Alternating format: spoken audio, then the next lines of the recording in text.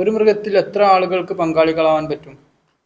നിങ്ങൾ ചോദിച്ചത് ഒരു മൃഗത്തിൽ എത്ര ആളുകൾക്ക് വരെ പങ്കാളികളാവാൻ പറ്റുമെന്നതാണ്. ആടാണെങ്കിൽ അതിൽ പങ്കുചേരലില്ല. ഒരാൾക്ക് ഒരാടറക്കൽ നിർബന്ധമാണ്.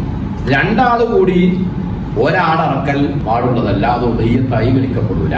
ഇനി രണ്ടാള് കൂടി രണ്ടാട് വാങ്ങി, ഓരോ ആടും ഇന്ന ആൾക്കാണ് എന്ന് നിർണയിക്കാത്ത വിധം രണ്ടാള് കാശ് കൊടുത്ത് വാങ്ങി ഉദയ്യത്തറുത്താലും അത് ഉദയ്യത്തായി വിടുകയില്ല.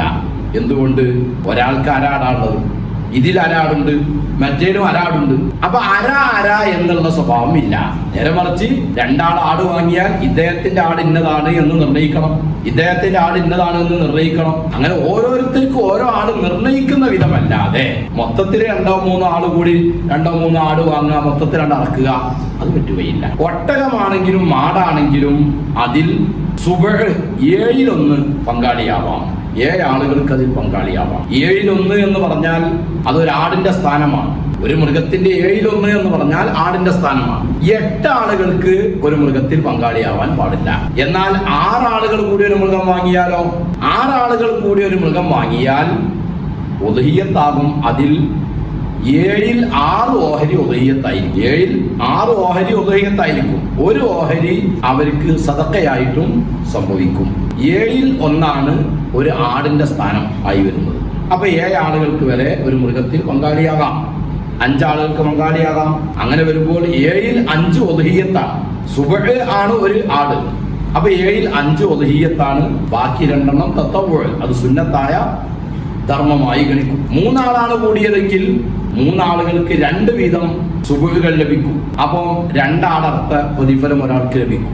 അങ്ങനെ 6 ഓഹരി കിട്ടിക്കഴിഞ്ഞാൽ 1 എല്ലാവരും കൂടിയതായതിനാൽ അത് സദഖയായി ഗണിക്കുള്ളൂ, ഉദയ്യത്തായി ഗണിക്കുകയും. എന്നാൽ ഒരാള് 2 ഓഹരി എടുത്തു, വേറൊരാള് 2 ഓഹരി എടുത്തു, 3 ആള് ഓരോ ഓഹരിയും എടുത്താൽ 7 ഓഹരിയായി.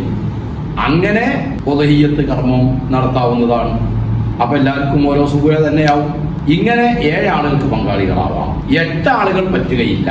അപ്പൊ ഒരു വീട്ടില് ഇവരെല്ലാരും കൂടെ, ജ്യേഷ്ഠാനിയന്മാരെല്ലാരും കൂടെ കാശെടുത്തിട്ട് ഒരു മൃഗം വാങ്ങുകയാണ്. അവര് 9 ആളുണ്ട്. എല്ലാരും കൂടെ ഒരു മൃഗം വാങ്ങിയിട്ട് അങ്ങോട്ട് അറക്കുന്നു. എന്നാലും പാടുള്ളതല്ല, അത് ഉദയ്യത്തായി ഗണിക്കപ്പെടുകയില്ല. അതിന് ആരൊക്കെ ഷെയറാണോ എന്നുള്ളത് നിർണയിക്കണം. ഒരു മൃഗത്തിന് 7 ആളുകൾ വരെ നിർണയിക്കണം. ഇനി നമ്മളെ നാടുകളിലൊക്കെ നടക്കുന്നത് പോലെ കൂട്ടമായി അറക്കുമ്പോൾ ചില ശ്രദ്ധിക്കാതെ പോകുന്ന ചില വിഷയങ്ങൾ. ഒരു 21 ആളുകൾ അറക്കാൻ ഷെയർ കൂടുന്ന ആളുകളൊക്കെ 10,000 രൂപ വെച്ച് കൊടുത്തു. അങ്ങനെ 21 ആൾക്കും വേണ്ടി ചന്തയിൽ പോയി 3 കന്നെടുത്ത് കൊണ്ടുവന്നു. ആ 3 കന്ന് കൊണ്ടുവന്നിട്ട് അതിനെ എന്ത് ചെയ്യുന്നു? ഉദയ്യത്തായി അറക്കുന്നു. എന്നാൽ അതും ഉദയ്യത്താവുകയില്ല. അറുത്ത് നാട്ടിൽ വിതരണം ചെയ്താൽ മാംസം എല്ലാവർക്കും ലഭിക്കും, അവർക്ക് തിന്നും ചെയ്യാം, അതിന് വിരോധമല്ല. അത് ഉദയ്യത്താവില്ല.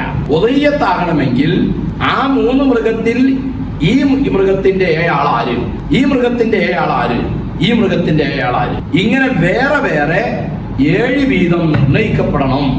അല്ലാതെ മൊത്തത്തിൽ കാശ് കൊടുത്ത് ചന്തയിൽ നിന്ന് വിലക്ക് കൊണ്ടുവന്ന് മൊത്തത്തിൽ അങ്ങ് അറുത്ത് വിതരണം ചെയ്താൽ അത് ഉദയ്യത്തായി കൊടുക്കുകയില്ല. മനസ്സിലായില്ലേ പറഞ്ഞു?